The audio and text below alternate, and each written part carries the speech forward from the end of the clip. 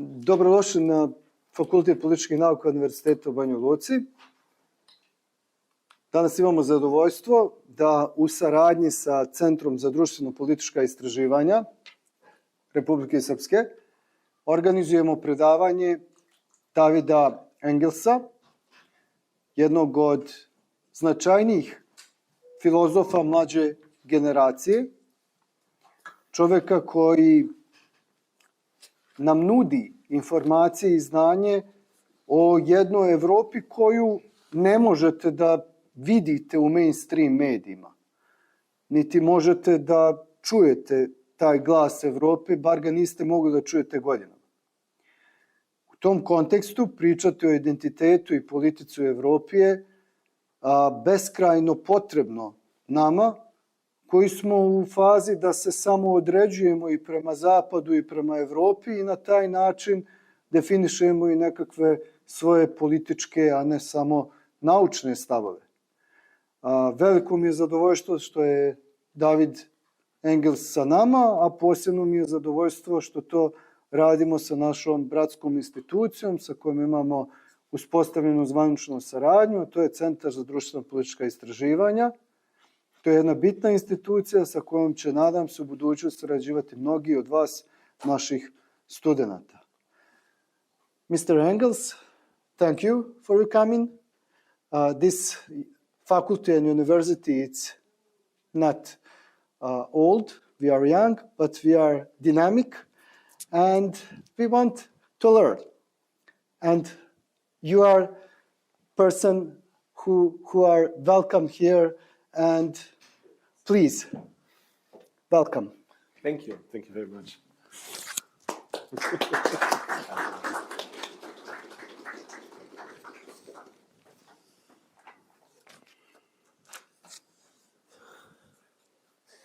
Yeah, dear colleagues, ladies and gentlemen, thank you very much for this kind invitation.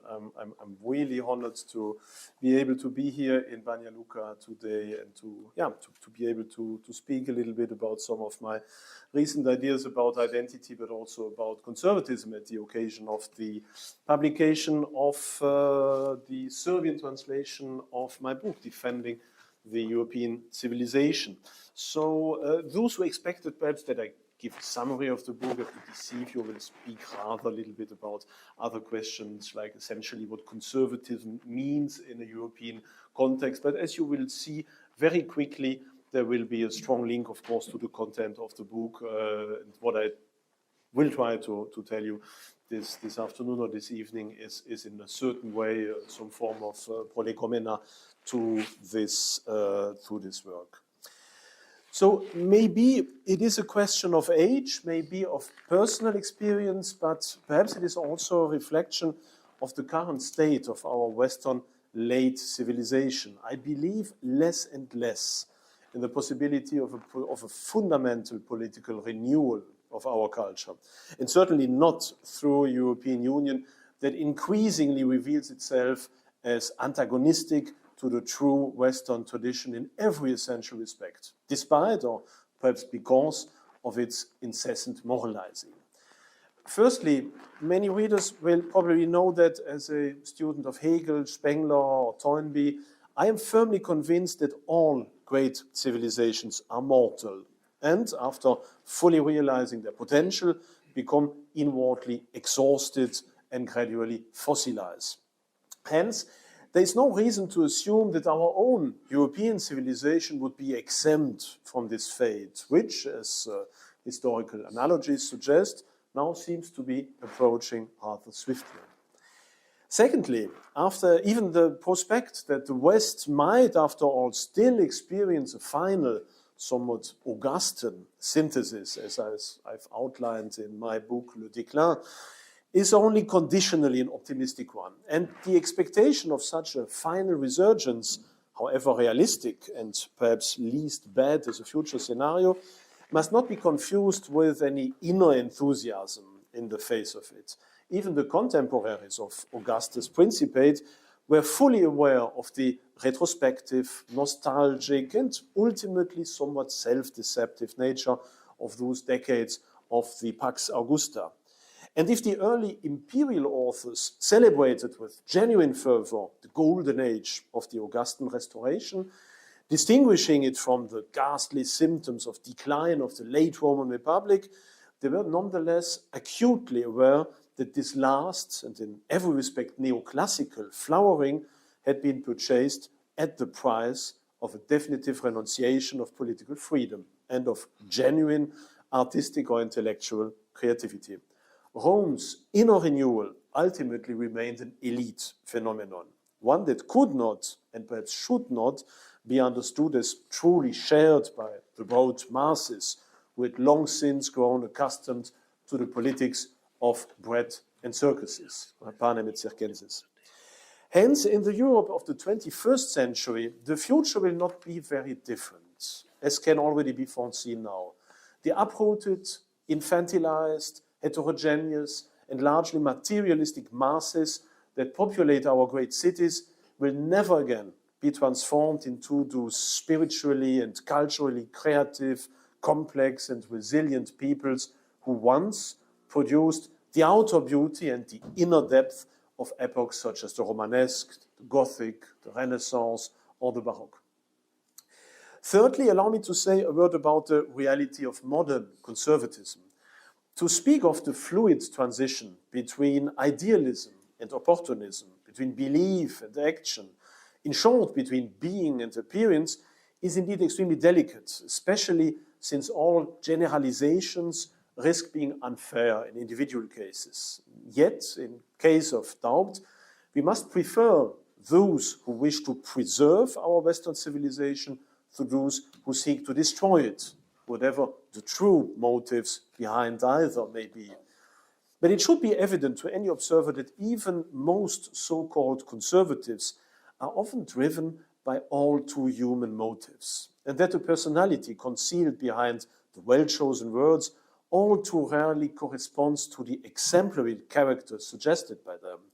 This too belongs, of course, to the condition humaine, to be sure, but it is nonetheless inexcusable in our times, when Western culture is approaching its complete dissolution with giant strides. There are, it seems to me, two main reasons for this state of affairs.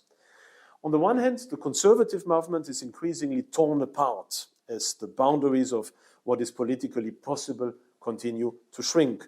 Unwelcome opinions are ever more readily relegated by the mass media to the so-called far right, where ultra-liberals and Christian socialists, where sovereigntists and Western patriots, where libertarians and traditional Catholics, monarchists and Republicans now find themselves confined together as far right. What then does the term far right even mean anymore? On the other hand, the majority of those who find themselves on the far right, whether they admit it or not, also become mere historical products of that spiritual exhaustion of the West, a phenomenon that cannot be adequately described without invoking the term de-Christianization. The misguided historicization of spirituality and the false belief that religion is or should be a purely private matter have led to a complete alienation of Europeans from transcendence, both individually and collectively. What then is the result?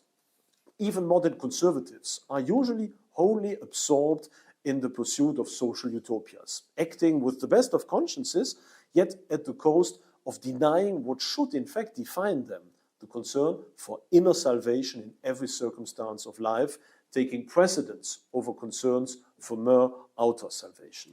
Without this fundamental conviction, everything else must remain mere piecemeal, if it is not even unconsciously transformed into its opposite. Genuine human role models, those whose ambition extends beyond improving economic or social indicators, to say nothing of those merely concerned with posts and networks, and whose personality radiates not only competence but also true inner calm, integrity, and closeness to God, those genuine human role models are exceedingly rare today. Such a situation can perhaps be tolerated by left liberals who make no secret of their materialistic convictions, but for genuine conservatives, the extinction of transcendence is a fatal catastrophe. A conservatism that treats the commitment to transcendence as optional rather than as the very source of its convictions, condemns itself to argue within the ideological framework of the left, and thus sooner or later to degenerate into a mere brake of a vehicle whose steering wheel is held by someone else. So these introductory words may also explain why what once filled me with horror a few years ago, the decline of the West, now increasingly seems to me a mere external matter. Not because I would deny or minimize the catastrophe that the decline of the West represents in every respect, but rather because in the meantime the true meaning of what inner life is has opened itself ever more clearly to me. And in the process has also cast a new light of what the West once actually meant, how its decline should be understood today, and what might still be expected for the future.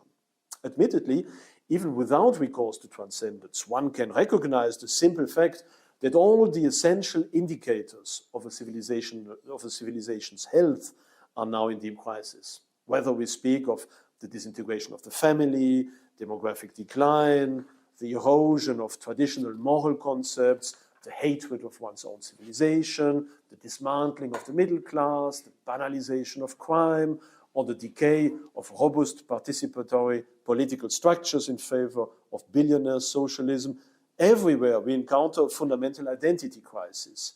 Yet this is only a symptom of a deeper crisis of faith. The true roots of the present misery cannot be remedied by merely combating its outward manifestations through countless support programs.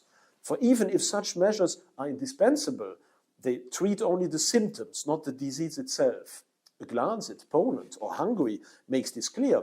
Their governments have at best succeeded in slowing the decline somewhat, but by no means in reversing the underlying self-destructive tendencies.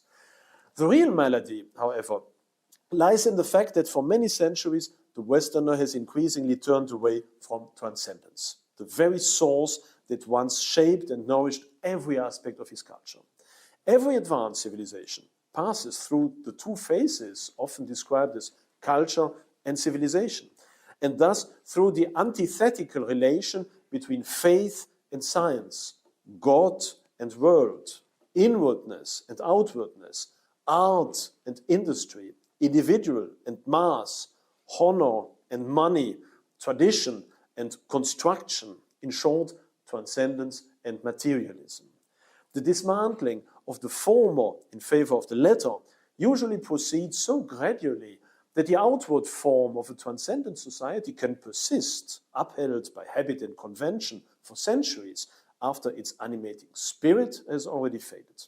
Sooner or later, however, no matter what material progress may have been achieved in the meantime, the entire edifice of civilization must harden and then collapse after a brief quasi-Augustan synthesis. This development too cannot be stopped, for the path inward toward not merely formal but lived awareness and transcendence cannot be decreed by law. There can, of course, be better or worse conditions for self-conversion, yet ultimately the turn towards the within can never be imposed from without. This is especially evident in our own times, when transcendence has been almost entirely and consciously excluded from the everyday horizon of Westerners, for whom the thought of God and of their own soul is, at best, uninteresting and more often simply ridiculous. Nevertheless, the longing for the one must in the end arise from within. It can be awakened only by the example of a genuinely lived faith, an example that is so dramatically absent today, particularly in conservative circles. But what does transcendence mean? It means the recognition that the imperfection of this world compels us to trace its origin to a source beyond it. An origin not to be naively understood as a one-time creator God, but as a principle of being and unity standing above and outside all earthly things, eternal, infinite, and supratemporal. Its being unfolds, perceptible to us only within the illusory framework of time and natural law, in the created existence of the world, whose innumerable living beings derive their being from it. This being is not limited to their composition of created yet transient matter, but extends also to their capacities for self-preservation, reproduction, self-awareness, love, and thought. These qualities reach their culmination in the human being, who alone among all creatures possesses the ability to recognize transcendence, a recognition that also implies the possibility of rejecting it, and which culminates in the desperate desire to become one with the divine. The very existence of this longing proves that humanity possesses a power of approach to transcendence, at least step by step, and that this power must therefore be consubstantial with it. This is what we commonly call the soul, which finds its biblical expression in the sentence that man was created in the image of God. The soul, however, must not be confused with personality or consciousness. It is rather a share in divine eternity itself, temporarily fragmented and separated by the material conditions of our existence in the world of multiplicity, yet also guiding these conditions with the aim of returning wholly to the primordial source and entering into eternal immortality. Nor should the soul be understood dualistically as the victim of matter. Rather, matter must be understood as a voluntarily chosen and even created condition through which the soul, and thus an aspect of divinity, seeks to realize its ultimate goal in countless variations. This goal is the realization of a unity in which eternal state and eternal process coincide, without God thereby ceasing to stand outside the world. This striving can ultimately be summed up only in the words, God is love. And under that familiar phrase, there lie hidden infinite depths of ontological meaning. The insight into this metaphysical foundation of existence, an insight whose realization has shaped every age and every society in one form or another, carries several fundamental consequences for humanity. The first is the displacement of the center of existence from this world to the hereafter. The guiding principle must not be the pursuit of temporary, purely material advantages in the here and now, but the longing for man's union with God, not through external religious laws, but through the realization that only the soul is the eternal and indestructible element within man himself, and that it must be regarded as consubstantial with God. The greatest happiness, therefore, lies in the conscious unification with Him already here and now, in that state of unio mystica, which offers a fulfillment surpassing all material riches, because it both includes and transcends them. For he who strives with all his strength to merge into the love of God, who comes to recognize that the striving for this love, the love itself and God are but different names for the same principle, will also discover within it everything else as potentiality. This applies equally to his own self. Only he who can strip away all that is temporary and recognize as the true core of his being that eternal power from which he has come forth and by which he is sustained, can find himself in that very power and perceive himself, as it were, as a thought of God, endowed within the illusion of time with the power of self-determination, yet fixed from eternity in the eyes of the eternal. The thoughts sketched here can, of course, be understood and realized in many different ways. Even if the goal is always the same, the paths toward it are manifold, each with its own justification and inner logic. And though there may be detours and errors, our judgment must remain deeply subjective, tempered by the realization that, sub specie eternitatis, even the greatest aberrations will ultimately serve ad majorem Dei gloriam. For us Westerners, however, this path unquestionably leads through Christianity, the tradition into which we were born by God's will and whose foundations we breathe with every fiber of our being. Even in rejecting Christianity, Western civilization continues to be shaped by its categories of thought and action and needs them as a fish needs water. Anyone who seeks to approach the highest, both in God and within himself, will therefore find it most natural to do so by returning to Christianity. He will also recognize that this path is prescribed for him just as surely as those assigned by family, homeland, or gender. Though not in the sense of a passive resignation, but of a voluntary acceptance, without which no true transcendence is possible, and which otherwise remains trapped in mere negation. Admittedly, Christianity too has developed historically and bears the marks not only of its rootedness in Western civilization, and not, for instance, in East Asian or sub-Saharan African societies, but also of its confessional fragmentation and contemporary political theological distortions. Thus, a return to transcendence now means, more than ever, the search for the true essence of the Christian faith, in the sense of the foundations outlined above, together with a renewed act of trust. Trust not only in that absolute truth, which can be obscured but never destroyed, but also in the collective labor of the countless generations of our ancestors, who, through their manifold endeavors, have woven the Christian faith into that vast and spiritual and cultural tapestry which we can still admire today. It would lead too far to attempt a theological elaboration of these reflections here, yet experience shows that precisely those dogmas of the Christian faith, which are most often dismissed as outdated or merely symbolic, contain, upon closer examination, the most profound secrets of transcendence. Above all stands, of course, Jesus Christ himself, who rightly became the center of the new faith, not merely because of his teachings, but above all because of his person. In him, the otherwise fragmentary human striving towards divinization was fulfilled in its most complete form, so that the disciples were confronted in their own hic et nunc with an otherworldly experience of such shattering power that without it, the persuasive force of Christianity would be inconceivable. This radical otherness has since manifested itself again and again in apostles, martyrs, thinkers, saints, and undoubtedly also in countless otherwise unknown human beings, both within and beyond Christianity. And it continues to be a witness that the highest aim of our earthly existence is not a passive submission to an imposed corpus of rules, but a conscious union with the highest. From that union must then logically flow an active love for all other manifestations of the one, not as a duty, but as an irresistible inner necessity.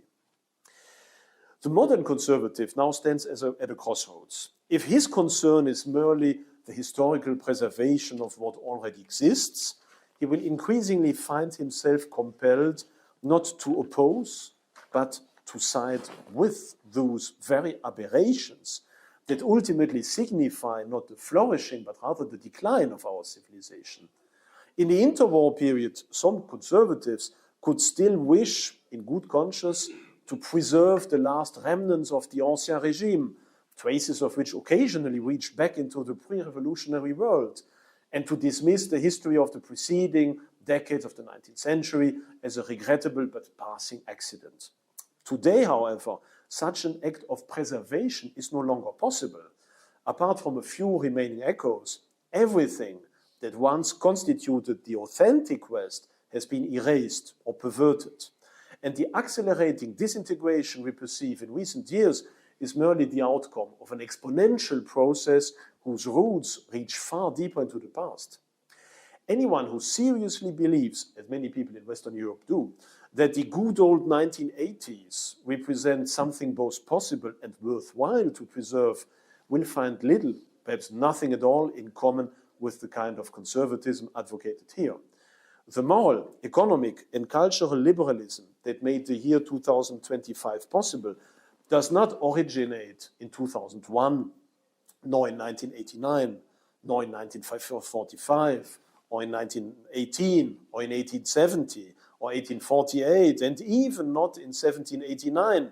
From this perspective, even the French Revolution is only a symptom, not a reason, or not a cause. The true rupture lies much earlier. Already in the Middle Ages, the decisive civilizational fracture was prefigured in the dispute between realists and nominalists, a fracture that over the centuries would widen and deepen until it transformed the very face of our civilization. The present collapse of the West thus has deep roots. the apparent acceleration of decline in recent decades can be explained by the fact that the spiritual erosion of our culture was long offset by a residual sense of decency, a moral substratum expressed in deliberately vague formulas like, we don't do that here, or this is how it should be done. Its intellectual formulation was later given by the Böckenförde paradoxon, according to which the modern state rests upon moral foundation that it cannot itself guarantee. For the conservative, therefore, the following applies. Anyone who naively wishes to return to the moment when, metaphorically speaking, the first beams of the house came crashing through the ceiling, without asking when the first maintenance work was neglected, has understood neither architecture nor social dynamics.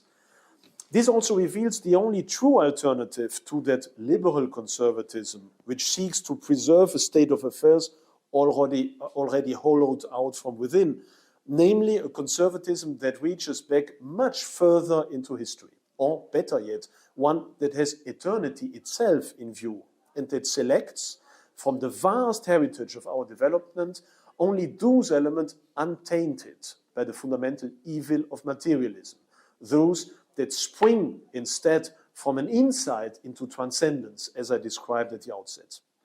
But what does this mean in concrete terms?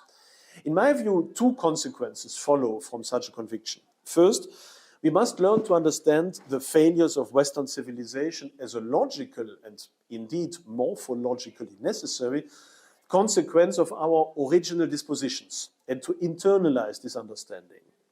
Because there remains much of salvation history within the modern belief in progress. The priest has often been replaced by the expert. The Faustian urge no longer builds heaven-reaching cathedrals, but skyscrapers. The salvation of the soul has been replaced by the salvation of the planet. The missionary zeal to convert the unbeliever has been transformed into a campaign to spread human rights.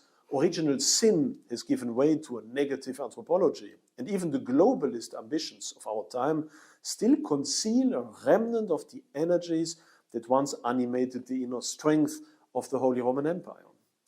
Our present decline is no accident, but the logical consequence of our own inner predispositions.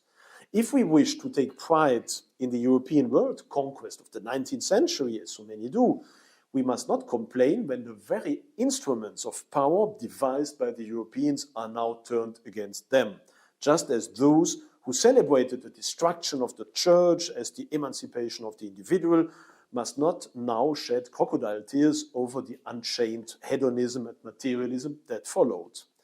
If we wish to preserve what remains of the West as a living inheritance, we must begin to understand its development holistically and recognize that, though one may take pride in the Faustian impulse that still underlies even our aberrations, what is truly valuable in our civilization cannot be reduced to that inwardly directionless striving.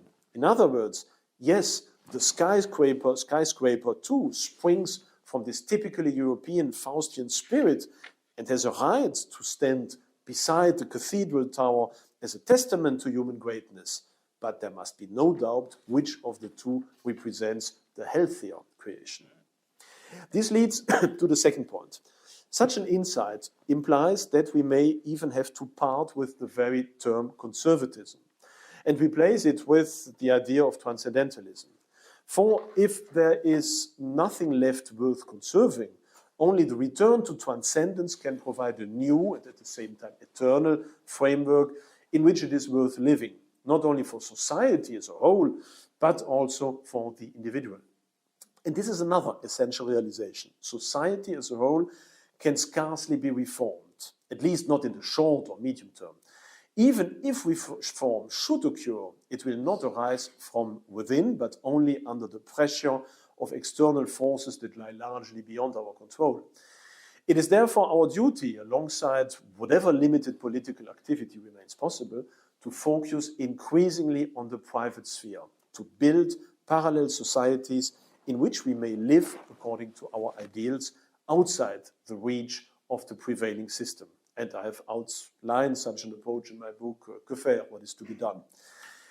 But what then should be the guiding principles of such a Hesperialist, that is Western transcendentalism, as I've outlined it in the book? Well, from the path inwards, there necessarily follows also a path outwards. And it seems to me that precisely this approach may well be not only the truest, but also the only logically consistent way to a final justification of a Western Hesperialist conservatism, or rather to a reinterpretation of conservatism, at the end of which there may even emerge the necessity of abandoning the very term conservatism. Whoever recognizes that there exists not only a transcendent God, but also within himself an immortal core of being consubstantial with that divinity, cannot help but devote the rest of his life to approaching this mystery, to allowing himself to be wholly permeated by that divine being, that is, to pursuing an imitatio Christi in the fullest and most authentic sense. Yet, unlike the pursuit of personal advantage, this spiritual unfolding is by no means an egoist's enterprise. For within the soul of each individual, there is always the struggle of the whole and for the whole. If even a spark of our soul is of divine nature, it ultimately contains the whole of God. And where the whole of God is present, there too is everything that has proceeded from him, at least as potentiality. The sacrifice of the particular and the temporal in order to penetrate the universal and eternal is therefore only apparently a sacrifice. For everything, including one's individuality, is already contained within that very universality. He who offers himself up to be wholly absorbed in God gains himself back again in manifold potency and transcendence. The realization of one's own godlikeness also leads to the understanding that all other human beings are spark of this same divine unity. And ultimately, variations of one's own being that differ only by degree. Whoever finds God within himself cannot fail to recognize him in his neighbor.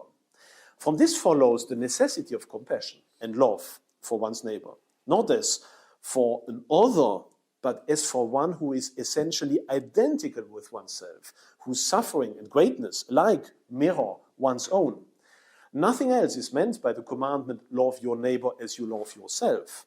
It refers to that all-encompassing love which constitutes the very being of God and which also becomes ours as we walk this path. This love, however, is not what is commonly understood as social justice, but rather an inner sympathy with a kindred destiny, one whose goal is not material prosperity, but the deepening of our perception of the mystical path. What must be loved in the neighbor is not an uncritical acceptance of his present state, but compassion for his struggle to strip away everything that separates us from the vision of God. This does not exclude active social help, of course, but it renders such help incidental rather than essential to neighborly love. The earthly, though not evil in itself being a divine creation, must never obscure the view of the essential.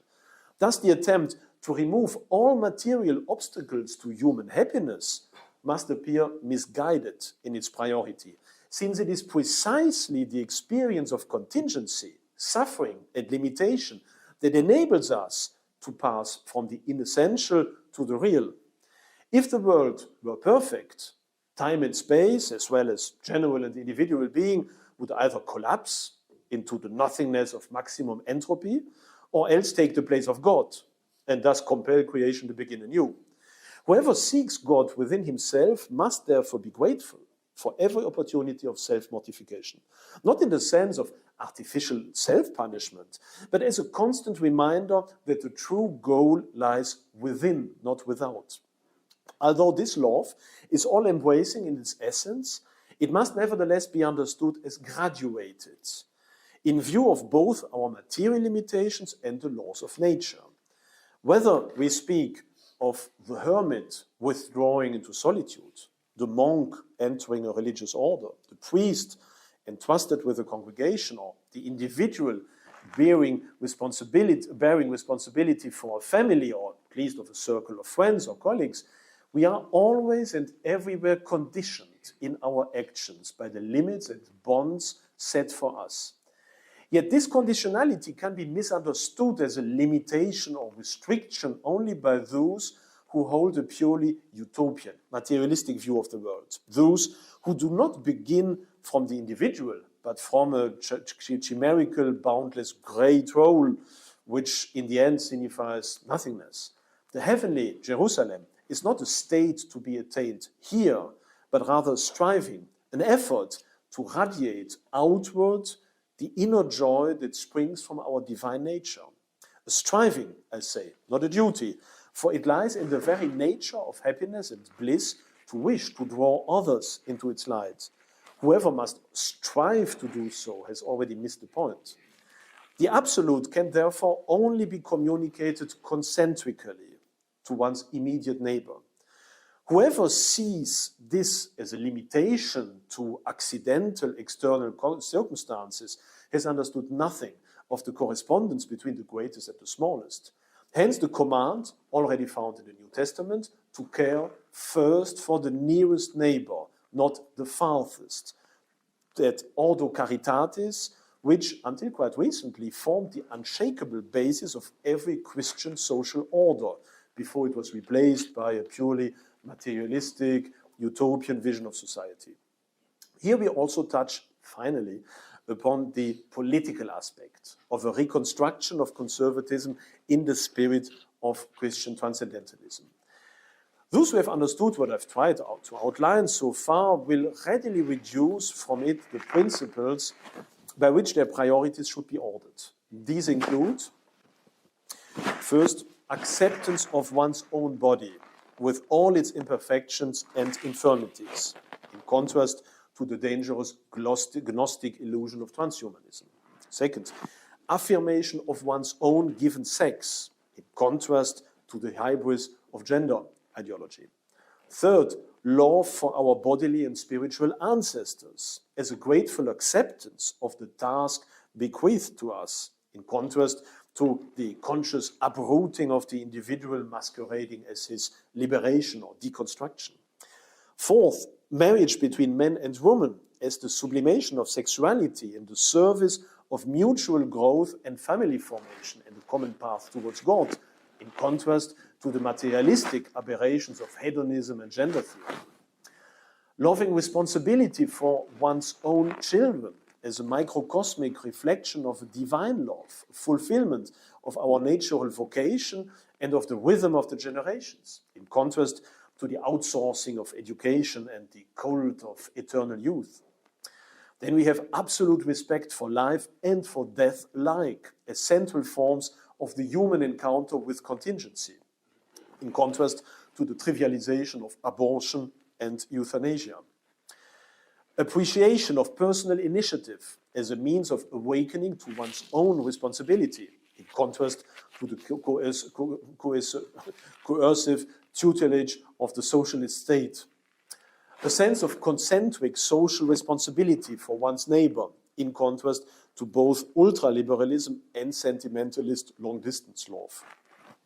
Love for one's homeland, nation, and civilization, and finally for humanity, as the concentric framework of self-development, expanding from the smallest to the greatest, in contrast to uprooted cosmopolitanism, which knows only atomized individuals collectivized in their homogenized diversity. Loving care for the natural world as a divine creation entrusted to us, in contrast to the deification of nature accompanied by the debasement of man. Defense of the public presence of transcendence, above all in the form most familiar to us, the Christian religion, as a path to God to be kept open for future generations, in contrast to anti-religious secularism. Commitment to the purity of the Christian doctrine as the preservation of genuine tradition and transcendence and of the experience of the afterlife, in contrast to the current distortions of the churches. Responsibility for the protection of our Western tradition as a monumental testimony to the collective search for transcendence, in contrast to the dystopia of cancel culture, self-hatred, and the global melting pot. These then are some of the most evident political implications of the transcendent assumptions outlined above, assumptions that today are often condemned as far right. Yet one final point is as important as all the others, if not more so. We must not devote ourselves, body and soul, to these temporal struggles, however deeply we may suffer from them, and however justified our concern for our society and our children may be. Our task is indeed to keep open the path to divine love and transcendence. But our salvation is not measured by political success. It is measured by the degree to which we have already found rest in God here and now, without which everything external is nothing, but with which even the greatest catastrophes remain mere surface phenomena.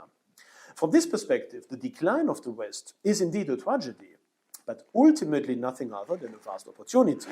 An opportunity to recognize the vanity of all that exists, even in its most magnificent forms, and to build for ourselves a fortress not without but within. Now, it is hardly necessary to summarize these reflections. By now, it should be evident that only a radical return to what has long been called the salvation of the soul can provide a credible and immutable foundation for a genuinely conservative worldview, one unassailable by the changing winds of any leftist zeitgeist. Such a worldview, while animated by love for those who err, must nevertheless make no compromises in principle. It must not confine itself to the belated imitation of progressive positions, but must instead confront the materialist and socialist visions of the left and green movements with convictions grounded in an entirely different transcendent order. Only by arguing from the highest ground of being, namely from the divinity, and by keeping this focus steadily before us, can we avoid the error of unconsciously adopting the very argumentative structures of our opponents, thereby confirming their ideology even as we seek to refute it. What is needed is a radical break from the vocabulary of the merely physical and a return to transcendence as the ultimate measure and standard of all human actions. That such an orientation is, at least in part, conservative should be evident, since it necessarily affirms and perpetuates the natural realities of sexuality, family, the love of your homeland, and so forth. Yet precisely for this reason, the term conservatism no longer seems adequate to describe this philosophy in its entirety. A century ago, a believer in God could indeed still be called conservative, for society as a whole was still anchored in transcendence, and the conservative task was to preserve that condition. Today, however, much of what the last century has produced is scarcely worthy of preservation. Our concern then must be with conscious discernment. Only that which is already inwardly filled with the striving towards transcendence and the love of God, not of matter, deserves our protection and our affection. Conversely, everything that seeks to block or distort the path to God must be opposed in the most radical way, even and especially when it treacherously disguises itself in the outward forms of religious faith. If therefore we wish to retain the word conservatism, even as the concrete realities it once sought to conserve fade even further into the past, we should at least affirm this, that genuine conservatism must always be identical with transcendentalism, and that every authentic transcendentalism will necessarily include a conservative dimension, since it lives in communion with all past efforts to approach God. Those who root their being and their actions in transcendence cannot help but stand in solidarity with every earlier attempt to walk the same path. For the European conservative, this means above all accept Christianity as the most evident and immediate way of reaching that eternal goal. Thank you very much.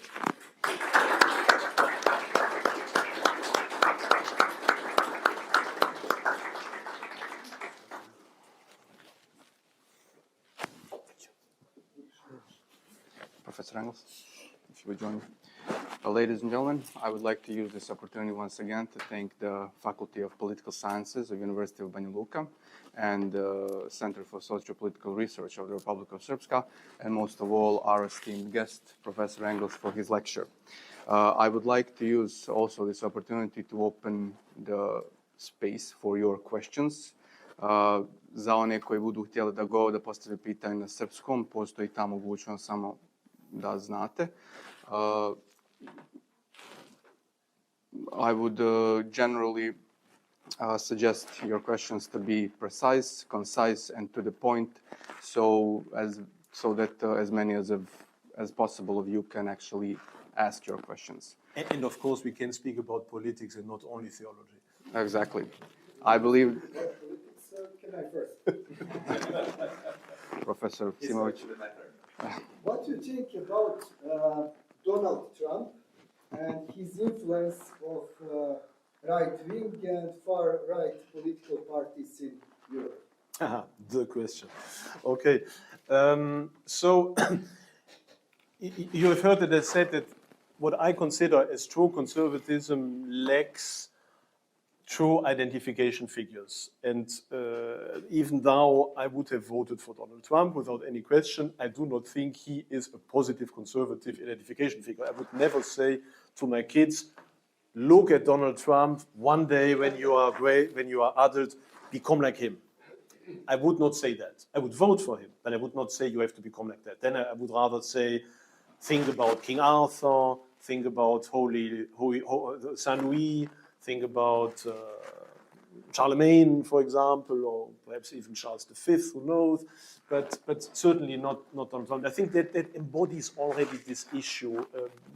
Yes, there is this beginning of a turn back to Christianity and to absolute values as a foundation of politics. I think that is a positive aspect that shows that we are slowly going to this, what I call the Augustan phase of politics, if we think about the Roman Empire, that we are now at the end of the Roman Republic, where basically modernity leads itself ad absurdum, and so paves the way to some form of final synthesis between modernity and tradition. And so I think that Donald Trump already, and perhaps not Donald Trump, but the people around him, like Vance, for example, or like Kirk or others, so they already announced that slowly we are shifting from a world where basically it's majorities that dictate what is true to rather a system where absolute truth comes from above and not just from the parliament. So it announces that already, but we are far from being there very, very clearly with Trump. So if you ask me about my opinion with Trump, speaking as an ancient historian, as a Roman historian, I would say if we look for correspondences between Donald Trump and classical antiquity, I would say this is already at the brink of Trump's first presidency was something like Catilina and Claudius, so the last populist demagogues. His second presidency is already nearly Caesarian or Caesarist, like Caesar, but in opposition to Augustus, I mean. So Caesar, this conflict between a small number of highly influential, rich people who control economic means, public opinion, money, production, whatever, and fight with each other for absolute domination. And I think he is such a Caesar figure. He's certainly not the last one. I guess that the history will really start to become interesting once he's away. Then we will see something like the confrontation in classical antiquity between Mark Antony, Lepidus, Octavian, all these post-Caesarist politicians.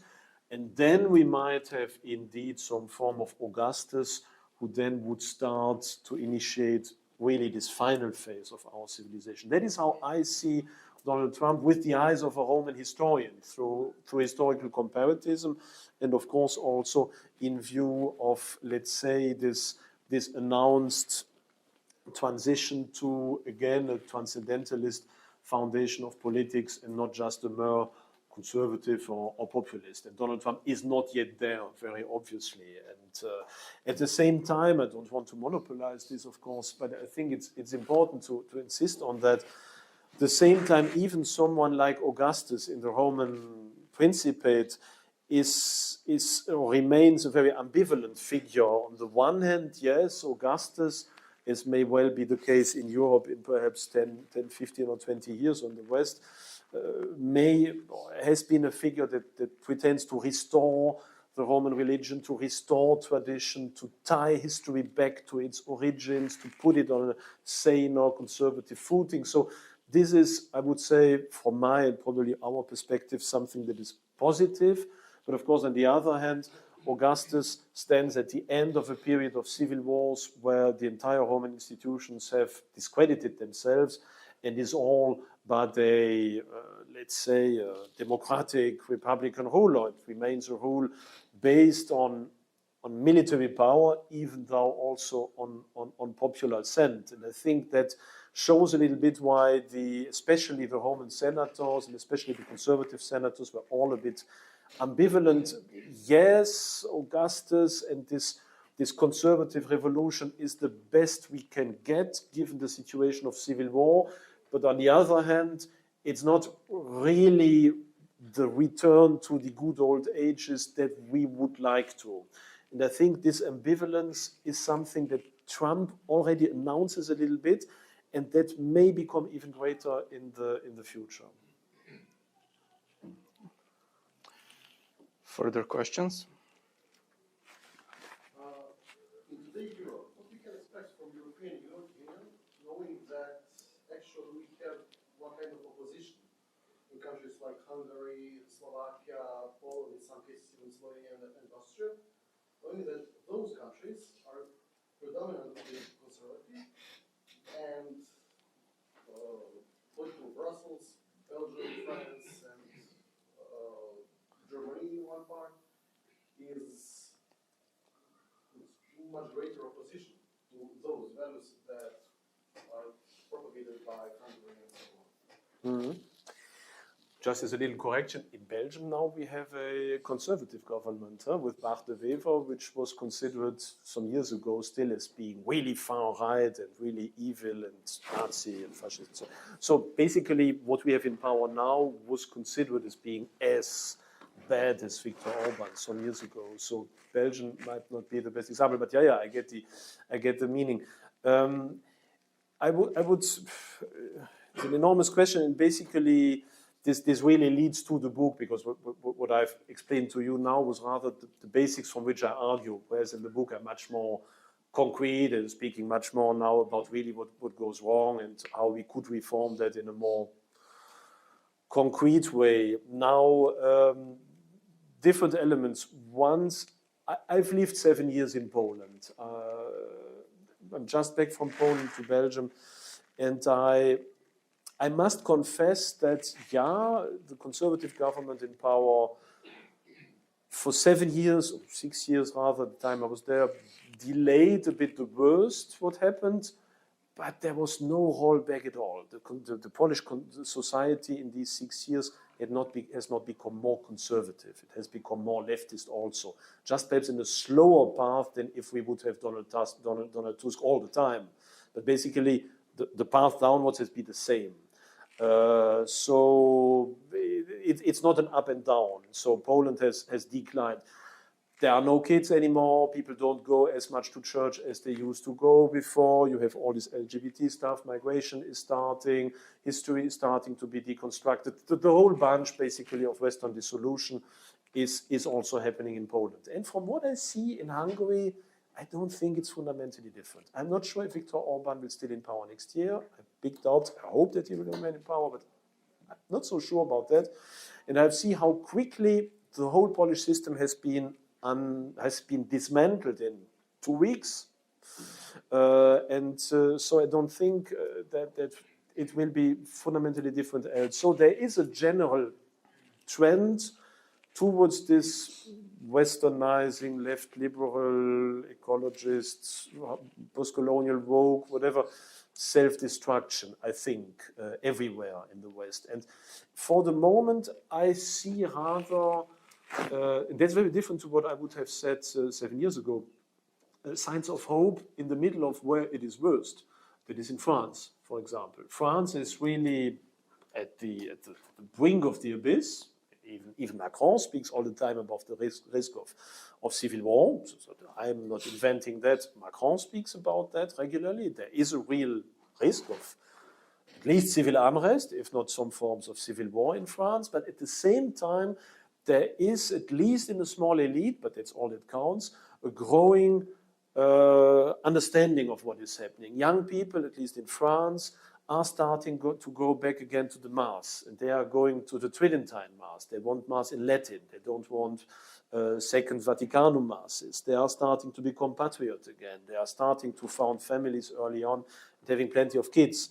That is something that does not really happen in Poland, for example, or Hungary, or at least not in this dimension. So I think there are signs of hope when we look at what is happening from a social point of view.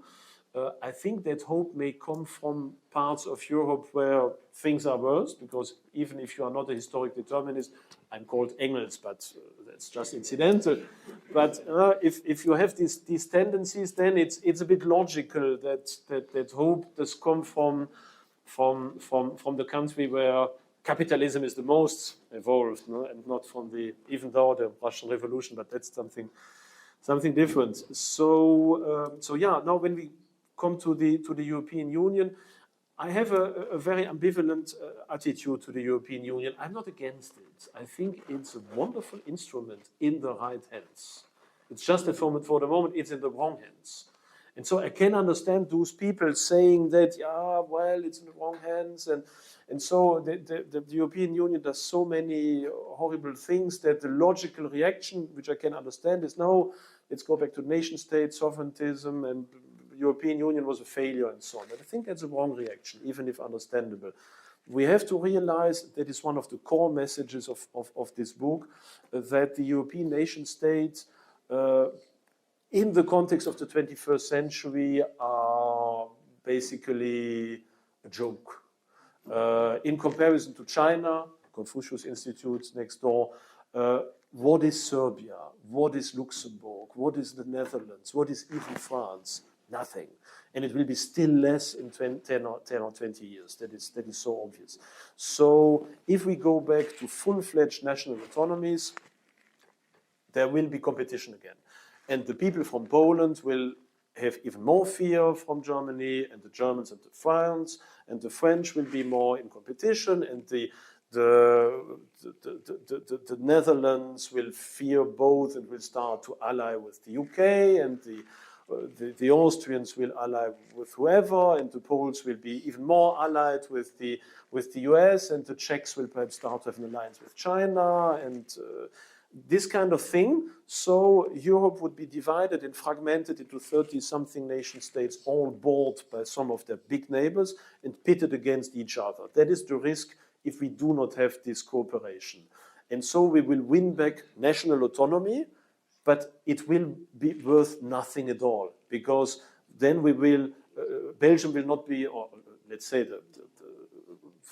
Slovenia will not be dependent on Brussels, but on Beijing. Not sure if that's much better somehow. So I think we need to work on taking over the European Union. That is basically the idea, taking it over, reforming it, transforming it into a tool, not of dismantling and hollowing out of our civilization, but rather of defending. We have to turn it upside down, basically, and inside out. That is more or less my message. I know that many people will say, perhaps rightly so, nah, that's utopian, we'll never manage that, it's pitted against, there will always be leftist majorities. Yeah, perhaps, but it still seems to me marginally more useful than going back to the nation state, which I think is also not really an option. Not even a realistic option, and even if it is realized, will only lead one way or the other to some form of total lack of international importance and autonomy. I mean, already now, China says, okay, we stop delivering rare earth to you, then it's already over anyway. If you have your own nation state or not, then you are becoming a colony of someone else, and it's the case with all the other stuff. So that's why I say both battles are perhaps lost, one of these battles, I think, with the current evolution of the European Union, may be a bit more promising, because we see that slowly people are starting to wake up a little bit. The conservative movements or populist right movements are becoming more and more important a bit everywhere. So with time, that could be marginally more promising than the other one. But I have to confess, it's really marginal, and probabilities are perhaps against us, but I don't see any other alternative. Da, vi izvolite. Hvala, thank you so much. I have one question about culture, not politics, about culture. Because some things that you said about God, of metaphysical gods, that things are written in Dostoevsky's book. So my question is, what do you think about this part of, what do you think is a Russian culture part of European culture? Your opinion. I think not. I think that Russia is its own civilization. I don't think that it is part of the European civilization. That is perhaps even good news for Russia from a certain point of view, because it may perhaps escape what is happening in the West. But at the origin, I rather thought, okay, no, basically it's all one Western civilization. At the beginning, I was rather against what also Oswald Spengler, because he from the beginning on said, no, Russia is another civilization. I was a bit skeptical about that, but during these last years, more and more it seems to me that Russia is its own civilization. Of course, it shares a lot of similarities with our own. There is the Indo-European language, there's Christianity, of course, there's shared history and so forth. That is obvious, but still, I believe it is a civilization of its own. Perhaps a civilization that has not even started growing. I'm not sure. For me, it's a big interrogation mark. But already the fact that we cannot very clearly say, yeah, no, that's obviously European, shows that there is something. Either it's really far at the periphery and not totally within, or it is something new. But if you see Russian opera and music, Tchaikovsky, it's more like European. yes. That is what Oswald Spengler would call the pseudomorphosis. That is, other civilizations that borrow their forms from another one, but that fill them with their own spirit, like Christianity. Christianity also, as some form of new civilization, borrows the form of Platonic philosophy, of Roman institutions, of Roman art, but does something different with them. And so I would say, I mean, if you look at China, you even have Chinese classical music from the late 19th century. You have Japanese composers writing romantic Japanese music in the Western style in the 1910s already. So you have the influence of Western art on. I mean, look at the Turkish palaces constructed on the Bosporus in the late 19th century. They try also, even the Summer Palace in Beijing, they try to copy paste Baroque elements and so on. So this radiation of a civilization outward is a bit everywhere. And so from that point of view, I would be quite near to Dostoevsky. I think he has a point in in making this big difference and saying we are something different, and opposing the Westernizers within Russian civilization, saying no, they are trying to impose upon us something that doesn't really correspond. We need to go our own way. So I think it is something different. But that is also an explanation why I think that Russia can probably never be part of any European civilization state. It can be perhaps some ally, hopefully, one day. There might be some form of friendship and mutual exchange and whatnot. But already the idea of the entirety of Europe is divided into these small nation states. They have all their little borders, they have all their identity, they have generally their language, their tradition, and then you have this enormous chunk, Russia, where you wonder, what is this? It is all but the nation. It is not a nation state in the classical sense. Imagine only admitting representatives of Russia to the European Union Parliament, that suddenly you have 150 millions sending their deputies over there, that would implode everything, because the logical system even behind the Russian Mir system is so unlike everything we have developed in the last centuries in Europe that I don't really see how this could fit together. I mean, there have always been projects like Peter the Great and up to Yeltsin, of course, who've tried to modernize and to westernize, but it has failed every time, and I think probably for a reason. And I'm not saying that in a negative way. I'm not doing Russia bashing. I don't want to do Russia idealizing either. I'm a European and I feel as a European patriot, so that is my point of view. But I think that from my perspective at least, Russia would be something different. Without saying it's better. We don't have time for oil on the fire. By all means. We were really close, but I would like to ask something else. As far as I understood, please let me know if I'm wrong. Talking about European civilization and Europe, we have to first speak about Roman Greek law, which basically gave the civilization to Europe and then the world and so on and so on. What is maybe not well known,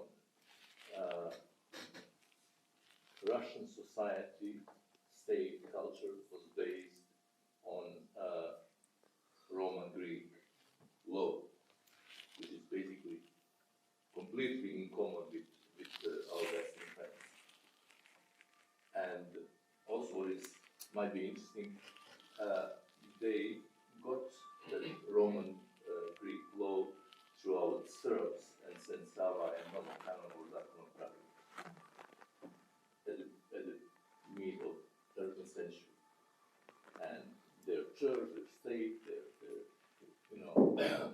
laws, everything is based on Justinian civil law and Orthodox Christian or church canons. So in that sense, yes, it's a Europe. It's a civilization. Maybe even before than Western Europe, in some sense. Inside, we all would like to think that we are the only one of the best. But on the other hand, as David said, I mean, Russia is so huge. Its empire, different culture, different, I don't know, in general, and so on and so forth. So their civilization itself. And as far as I understood, he never wanted to say it's something better or worse, but it's just something different, especially for Western Europe, because you have like centuries of not understanding what's going on there. So, I mean, you wish or not, but if you don't understand completely something, you're just human being, and you need time and opportunity to understand what's that. Okay, we are close to Russia, and we don't have that sort of fear. So, and we are Orthodox and Slavs and so on. But we have to understand that also we don't know much about Belgium. We don't understand. Sorry. Yeah. Thank you for being patient. A technical notice also, for those willing to delve deeper into the book of the Professor Engels, there are 10 copies delivered to the library of your faculty here as a gift from Center for Socio-Political Research. So for those that don't get answers to their questions at this session, you might find them in the book in your library. We shall now continue with questions. Kolega, vi ste prije kolegice, da, jeste li vi podigli? Is it true that one of the most powerful political parties in Germany has elements of Nazi ideology? And do you think it can affect war? So you speak about AfD and Yes. to what degree AfD has National Socialist elements in it. I would say, I mean, AfD has a complex history. It's a young party. I think it's been founded in 2013, 14, something like that. 13, I think. but it has already long history behind itself. At the beginning, it was essentially a liberal, libertarian, vaguely conservative party, essentially interested with economic questions, like opposing the euro to the benefit of the Deutsche Mark and some return to a more loose economic union. And then after 2015 and Angela Merkel's opening of the borders and so forth, this party focused more and more on the criticism of migration and took over elements of more of, let's say, some form of national patriotism and not just of economic self-interest, you could say. And, and then it evolved also into that direction. And so for the moment, yes, the AfD has a political program that is still rather liberal with a secular form of conservatism, but nothing really original, I would say. But it is a party you can't really grasp. That is, you have, how to say, you have people that are totally atheistic, I would say even most of them. Then you have some Christian traces. It's a party where you have many liberals, but you also have people that are rather social nationalists. It's a party where you have people that are more nationalist, you have some who are a bit civilizationalist, you have a bit of everything. Even though I would say the core component of that party is the electorate in Eastern Germany, and these people are already post-religious, post-Protestant patriots or nationalists from a certain point of view. That is, they are not very civilizationalist, they are rather German, so for them, it's not necessarily, as I would prefer them to be, some form of European patriotism, but rather of German patriotism. They use words like Abendland or Europe rather when they want to define themselves in contrast to Islam, for example. That's when they speak a bit about civilization. But it's more about the place of Germany than of Europe, and their referral to Christianity is more like, we prefer, our civilization is Christian because these are the Muslims, so we are the Christians, but Christianity is good because it's a religion that gives us freedom to do whatever we want. This kind of self-justification. So Christianity is considered positively by these atheist people as being a religion that has fused with enlightenment and rationality, which is not exactly my point of view, as you may have understood from my lecture. So there are some traces of people who are a bit revisionists, who try to revise the obviously negative view on the 12 years of National Socialism, trying to say, yes, well, you have to understand Hitler, or not everything was bad, or nah, it's rather towards the end of the war, or nah, the others were bad also. So there are some elements of self-justification and relativization of National Socialism.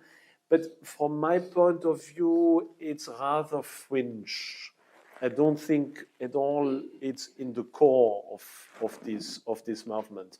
But it's difficult to say what is in the core of that movement, in fact. And I think that the greatest power of the AfD for the moment is that it is a bit difficult to say what they want. You can clearly see what they are against. And that is their big power, because it's one of the only parties who will say no to mass migration, no to exaggerate LGBT stuff, no to European woke bureaucracy, and so forth, no to exaggerate social spending. So they're against that, but it's difficult to say what they would like in contrast. And so I think that the AfD would basically have exactly as many votes, even if they did basically no political campaigning at all. Because that is their strength for the moment. It will not last, of course, one day or the other. They will have to say what they want. Are they now Christian or are they secular? Are they rather social or are they rather liberal? Are they now for German sovereigntism or for limited European integration? That moment has not yet come. But I don't think it is in its core fundamentally National Socialist. No, there are traces. I wouldn't downplay that, but it's I would say some of these people may even have a certain influence, and it is sure that some people who would be National Socialists would vote for them because it's the best option basically they would have. But I don't think there's a lot of power. It's basically, I hope that not too many Germans will listen to me, it's basically a Eastern German boomer, right, conservative boomer party, I would call it, for the moment. I think neoliberal media, mainstream media, created atmosphere where everybody and everything who is sovereign and who is anti-immigration is Nazi. That's the problem. Yeah, and that's not the truth. We have a problem here. Every of us is anti-immigrant, and we are very traditional, very proud to our nation, and all mainstream media in Europe talks Serbian is a Nazi. No, Serbian is anti-fascistic people. That's it. I mean, there's a double there's a double problem.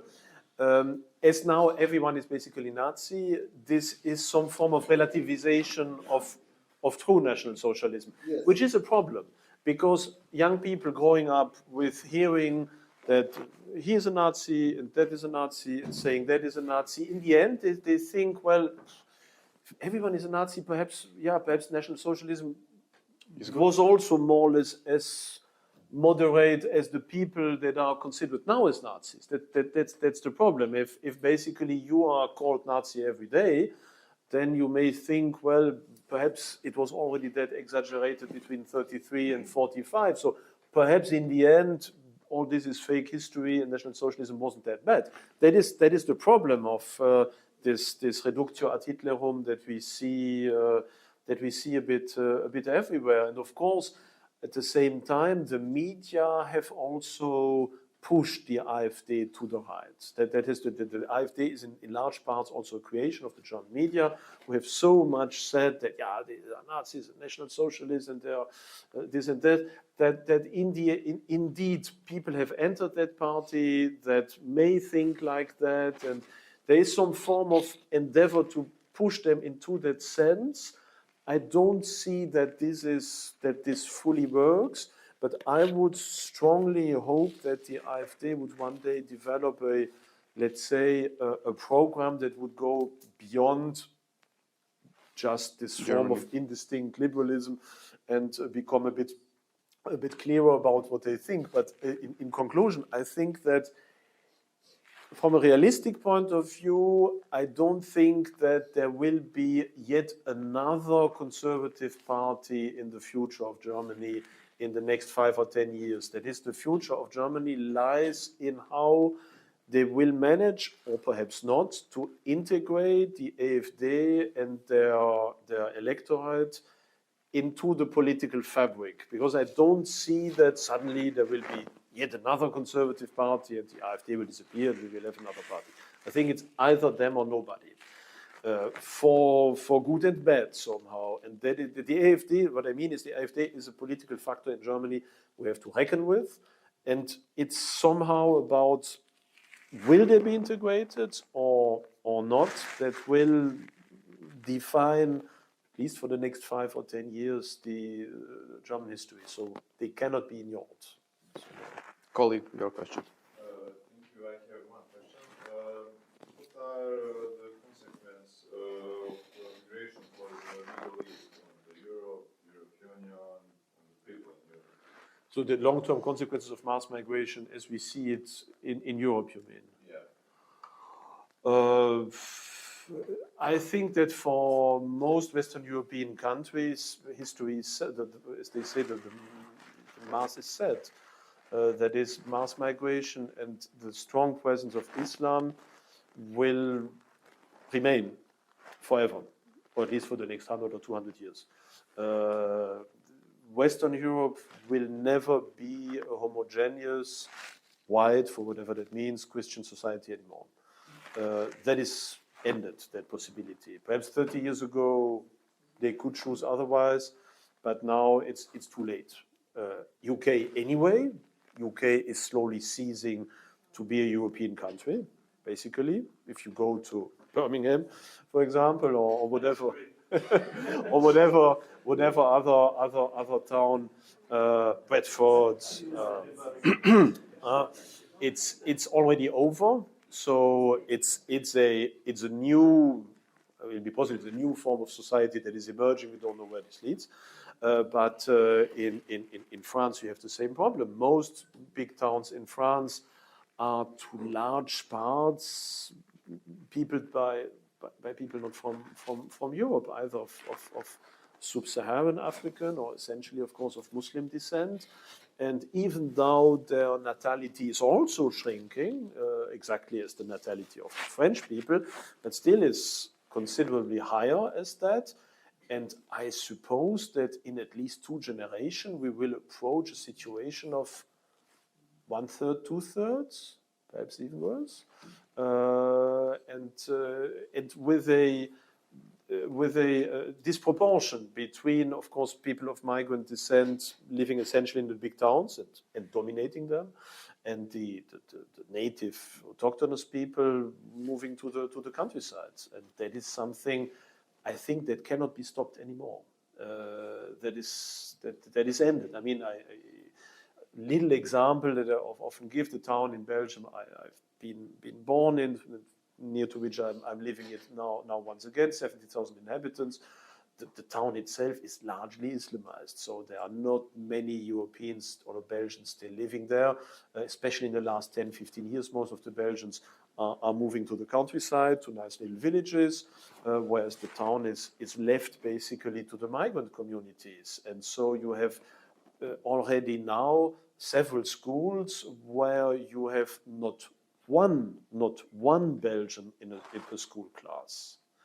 That is a reality, and I don't see how that will change. So basically for these countries, I wouldn't say it is over, but the focus of conservative parties or right-wing parties should be about integration. That is the only thing we can do. Many of them are speaking about remigration and reconquista and whatever, and that may sound, for some people at least, nice on the paper, but it's not feasible anymore. Towns like Marseille, Lyon, Rennes, even Paris, they will never be what they may have been 50 years ago.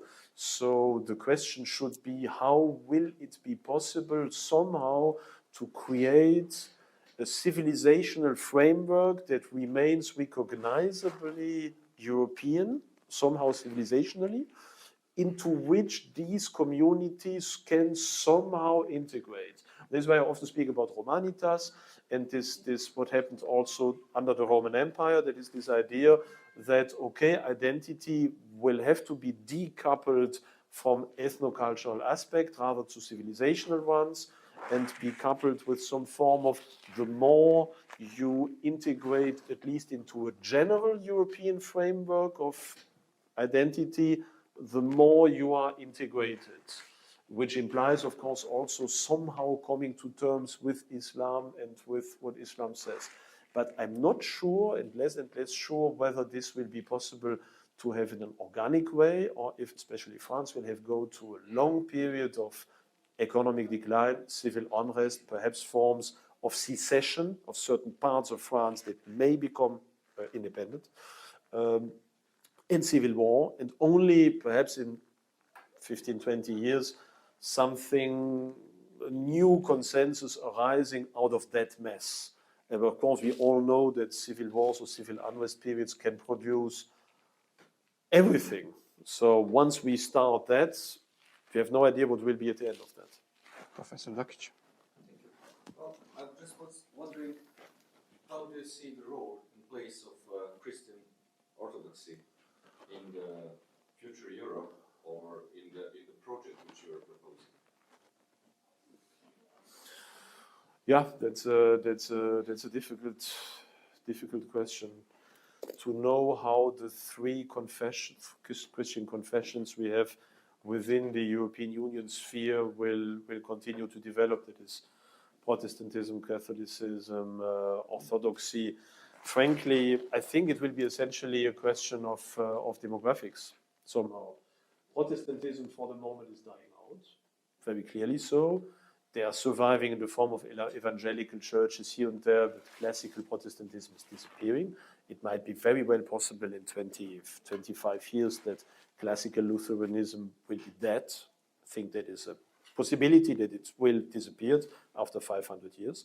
Could very well be. Catholicism is shrinking, but it is at the same time becoming more conservative, I would say.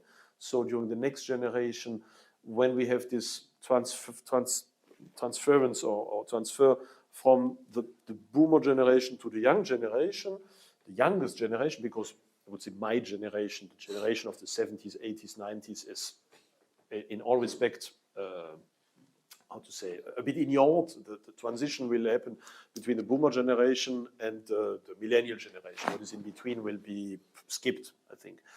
And at least within the Catholic Church, this will lead to a growing conservatism, even self-radicalization of the Catholic Church. I think that in one generation or two generations, the Catholic Church in Europe will basically go back to the Tridentine rites and to traditional Catholicism. I think that the post-Vaticanum Church is already dead now, and they are dying out with the boomer generation. They will disappear. So that will lead, of course, to a growing radicalization of the Catholic Church. That will be more and more, again, recognizably Catholic and not semi-Protestant or whatever. And of course, this affects a lot of huge European countries like Spain, Italy, France, so as big players. The fate of Orthodoxy, I think it will depend a bit on demographics. I mean, Bulgaria is dying out slowly. I'm not so sure about the demographics of the rest of the Balkan, but doesn't seem wonderful either. So the whole, let's say, I know that some Catholics have this hope that a renewal of their own religion could come over Orthodoxy, and I know there are some people who are looking for a new way towards Christianity are finding that in Orthodoxy, that has conserved a greater continuity and a greater authenticity of its ritual than the Catholicism that has destroyed basically its continuity with the Second Vaticanum. But I'm not sure if that will be a long-term movement, because already now these people rather find back to the Tridentine rite. That was unknown for a long time. That was a thing of some angry old people from the 60s, 70s that followed Lefebvre and that had this bad reputation. But by now, it's essentially young people under 30 that have plenty of kids and that are very patriotic. So I think there might be some hope of renewal. Now, how will this religious coexistence between them and Orthodoxy play out? I don't know. I don't know also enough about the Balkans to say to what extent now Orthodoxy will be able to identify itself on a long run with the European Union that is rooted in the tradition of Western Christianity, essentially of Roman Catholicism, and of course on the other side Russia, that is posing as defender, the biggest defender somehow of a certain approach of Orthodoxy. So I think that may depend also on the fate of Russia itself, that is also slowly starting to be less and less Orthodox in reality. I mean, if you look at how many people go to Easter or to church on Sunday, I think it's much less than in Poland, for example. So, I mean, Russian Orthodoxy is clearly also wounded, strongly wounded. Islam is rising, as you all know, within Russia. Russia is also slowly and ever stronger under pressure by China through Siberia. So how long will Russia be able to maintain a status as world power as it doesn't even succeed in winning this limited war against Ukraine. So I think that probably the attitude of European Orthodox people will probably depend also on how this will play out. But I've no true response to that, and without wanting to be chauvinist, but it is clear that the European Union project is rather a post-Carolingian project that has its roots in this Romano-German Catholic Rome-centered couple, with Orthodoxy being a bit awkwardly joined to that from a cultural point of view. So you basically don't see much of the cultural or civilization complementary between Roman Catholicism and Orthodoxy. I think we have to live together. I think there can be a lot of things learned. I think, for example, that something like hesychast traditions, the Jesus prayer, things like that have had an enormous influence also on Catholic traditions. So there is certainly a complementarity. There is a historical nexus, but it is clear that if we look at center and periphery, that countries like Portugal, like the Scandinavian countries, like Poland, like the Balkan countries, like the south of Italy, are situated at a certain periphery with peripheral traditions. I mean, much of the south of Italy belongs from a certain point of view already to the other side of the Mediterranean, exactly like parts of the south of Spain. And so these are these fringe regions whose allegiance to the center goes rather through an emotional wish to be part of it than of having a 1,000 years immediate shared history. Okay, so Professor Dakic. sorry, just one quick comment to Go ahead. to the table to think of. Because in my view, if we are talking about being, essence, so differentiation between Orthodoxy and Catholicism is actually differentiation in manifestation, not in the essence, not in the being. Mm-hmm. So that's why I really have difficulties to understand this division in history back and to see it in the future, especially in the context of the demography and Islamization, Islamization. So if we maintain that division. No, we should. I mean, this division is there. It is rooted in history. It is up to us to make it work. It is up to us somehow to transform this European bloc into something that is also not just a community of history, which it isn't in many parts, but into a community of a common wish, you see, of a common destiny. So if we just look back, then of course it is difficult to say that we belong together, because indeed many Belgians would probably not know where to put Bosnia-Herzegovina on a map of Europe, unfortunately. So if we just look back at the history, it's difficult. I think we have for the future to find what allies is. I mean, Greece is such a part, for example. Greece as being a country that has been cut from the Carolingian Europe for a millennium nearly, and that has joined, and that has so different traditions in many respects, not just religious, but also historical, with the whole Byzantine heritage and not the Western Roman heritage, but still that wanted to be part of, that is happy to be within the European Union, exactly as Bulgaria and Romania and many other countries are happy to be in there and want to belong rather to that sphere, for example, than to belong to the Russian sphere. And I think it is up to us to have this common, let's say, this common objective, and to make this triangle between Catholicism, Protestantism, and the European orthodoxies and Orthodox national churches that are not imperial national churches like the Russian one, but limited nation state national churches somehow work. So from that point of view, I, for myself, absolutely want them in. And I think that already now it is a success, but it needs more in the future than just economic success. It would need a common adherence precisely to transcendence. And if you may have noticed that also what I talked about was not about Catholicism. It was rather about transcendence in its largest sense. And I think that is something that within the Christian tradition we may all probably agree on, even if there are differences between the confessions that won't go away, but that are also the riches of this European continent. Thank you very much. The final question for this evening. Sorry, but Professor Engels and you and Professor Dutch gave good input to my question.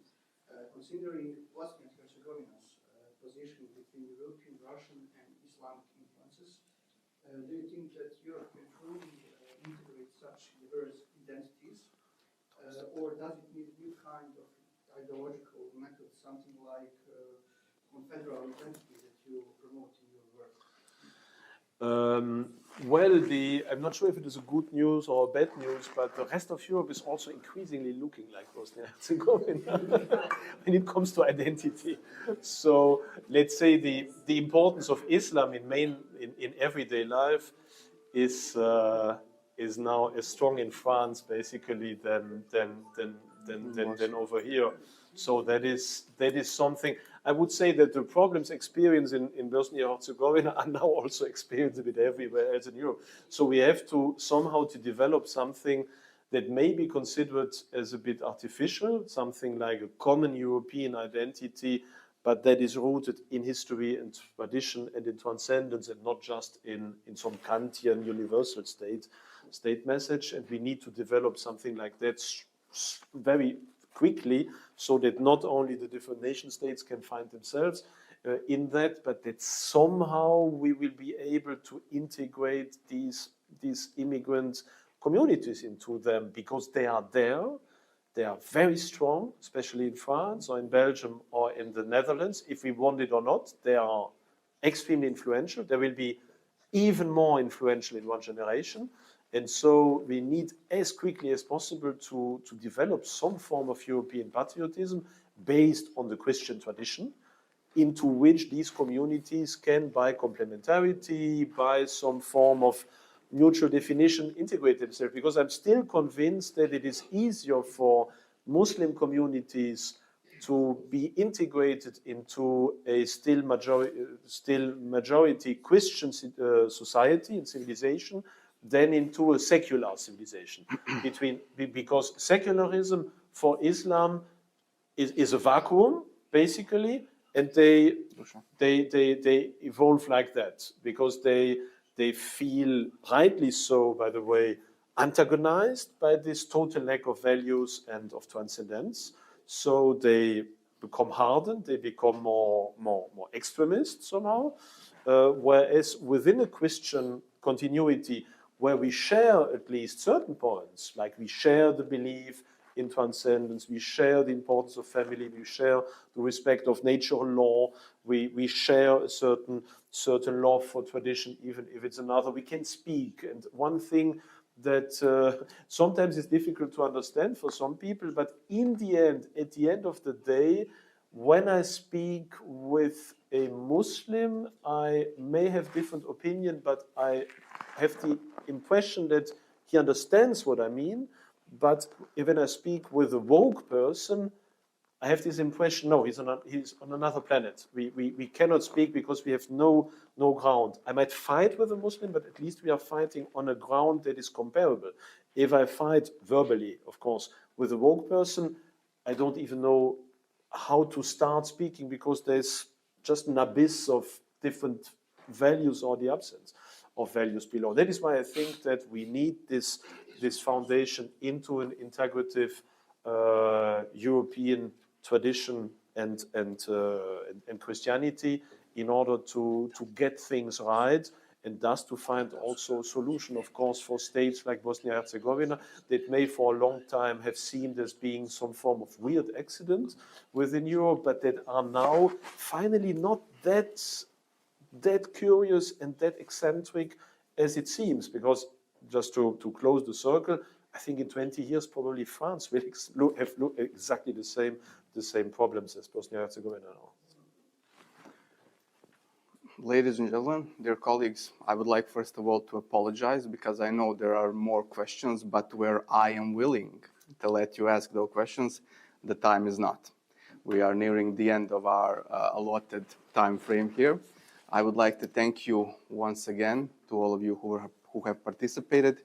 As you had opportunity to, while listening to Professor and his lecture, and then his answers to your already asked questions, you have been in position to hear a lecture or to perceive a vision of a man who comes from a rather cultural milieu that is rather similar to ours, that is more or less in the same continental framework as we are, and though you were not invited to accept, but to contemplate the problems that Professor Engels has pointed out and that are now crucial and are striking at more or less every country in the Western Europe, are the problems that could tomorrow be the problems that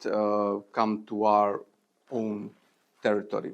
Thus, all the things that we have spoken about this evening are invitation for you, for your colleagues, not just in this moment, invitation to think on them, not just in this moment, but in your future studies and in your future conversations with your families, with your friends, with your colleagues, and even with people that you do not agree with, politically or otherwise.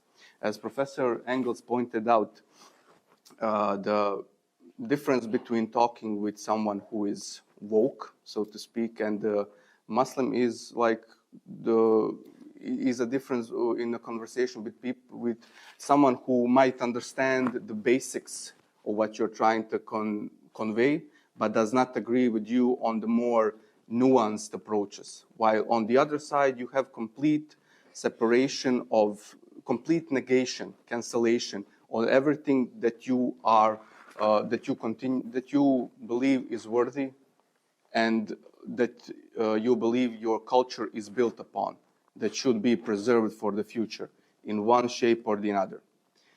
With that, I would also like to invite you tomorrow, for those of you who are able, at 11 o'clock at Academy of Sciences and Arts of the Republic of Srpska, where Professor Engels will have a promotion of his book, the book that you can see here, and likewise we'll have a discussion similar to this one.